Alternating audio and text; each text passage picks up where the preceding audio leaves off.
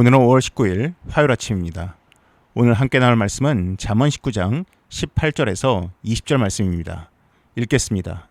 내가 내 아들에게 희망이 있은즉 그를 징계하되 죽일 마음은 두지 말지니라. 노하기를 맹렬히 하는 자는 벌을 받을 것이라. 내가 그를 건져주면 다시 그런 일이 생기리라. 너는 공고를 들으며 훈계를 받으라. 그리하면 내가 필경은 지혜롭게 되리라.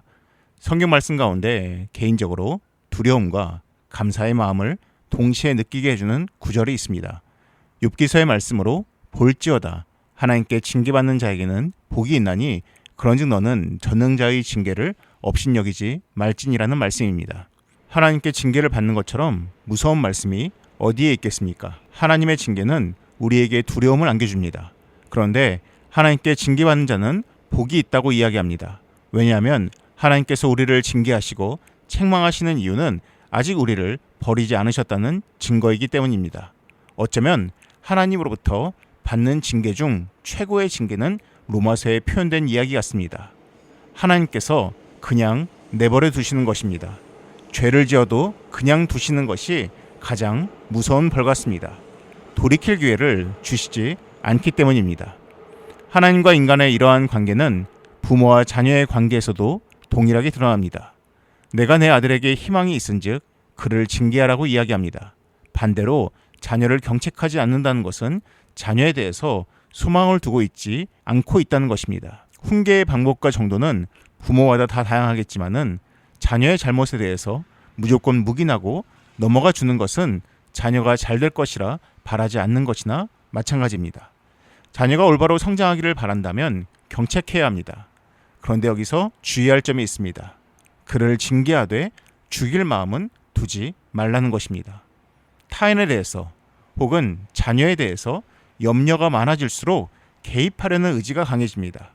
흡사 요즘 학교에서 종종 들려오는 학부모들의 지나친 민원처럼 혹은 자녀의 삶을 스마트폰을 통해서 관리하려는 부모처럼 자녀의 삶에 대해서 깊게 개입하려 하고 많은 것들을 통제하려고 합니다.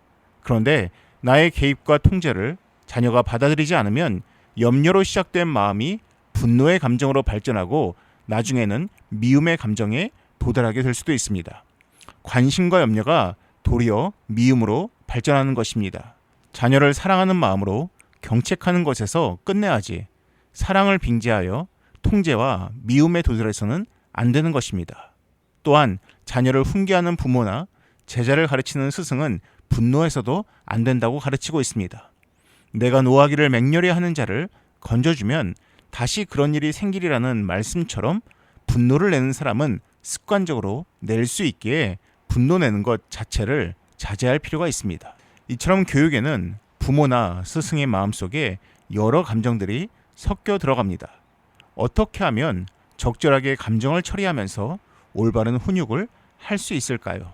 잠시 영상을 보시겠습니다. 현명한 부모로서는 어떻게 대해주는 게 좋습니까? 저는 옛날에 어떤 분한테 그 얘기를 들었는데 참 인상 깊었어요. 사춘기 자녀가 뒤로 물러날 때 다가가지 말고 다가올 때 뒤로 물러나지 마라. 그게 명언이더라고요. 게다가 순서도 맞아요. 사춘기 자녀가 뒤로 물러가는데 다가갔거든. 그러니까 더 물러나는 게 싫어서 부모님들이 배신감에 나중에 다가올 때 자기가 물러. 그러니까 순서도 맞는 거예요, 지금. 다가올 때 물러나지 말자 굉장히 와닿네요. 왜냐면 저도 제가 지금 딸을 예뻐하는 만큼이나 만약에 딸이 제가 다가가는데 물러난다면 아주 슬플 것 같거든요. 그래서 그 배신감과 슬픔으로 정작 필요할 때 다가올 때 넌 이랬잖아. 그 섭섭함, 서운함으로 그때 부모가 오히려 물러나는 언어. 그건 물러나는 언어가 꼭 수동적인 언어만 그런 게 아니라 내가 그랬잖아, 이제 와서 막 이런 모든 언어들이 물러나는 언어들이거든요. 그래서 현명한 거리두기가 그 무엇보다도 중요한 것 같아요. 정말 세상에 쉬운 게 없습니다. 그럼요. 생각해 보십시오. 인간의 가장 중요한 특징이 개인차인데요.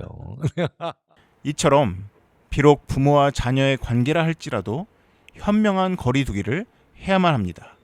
들어갈 때와 나올 때, 다가갈 때와 물러설 때를 올바로 알아야 합니다. 징계나 조언을 줄 때와 상대방이 받아들이고 습득할 때를 기다려주지 못하면 잘못된 감정들, 즉 분노나 미움의 감정들이 흘러나올 수 있는 것입니다. 오늘 하루 가족 간에 혹은 주변 사람들과의 관계에서 현명한 거리두기를 통해 때로는 훈육을, 때로는 적절한 감정을 흘려보내시기 바랍니다. 기도하겠습니다. 사랑이 많으신 하나님 아버지, 우리가 사랑하는 마음으로 시작한 염려가 미움과 분노의 마음으로 발전하지 않게 하시고 참으로 하나님 안에서 지혜를 가지고 올바른 감정으로 현명한 거리두기를 통해서 좋은 것들을 흘려보낼 수 있는 우리 모두가 되게 하여 주시옵소서. 이 모든 말씀 예수님의 이름으로 기도드립니다. 아멘. 이어서 화면에 보이는 기도의 제목으로 함께 기도하시기 바랍니다.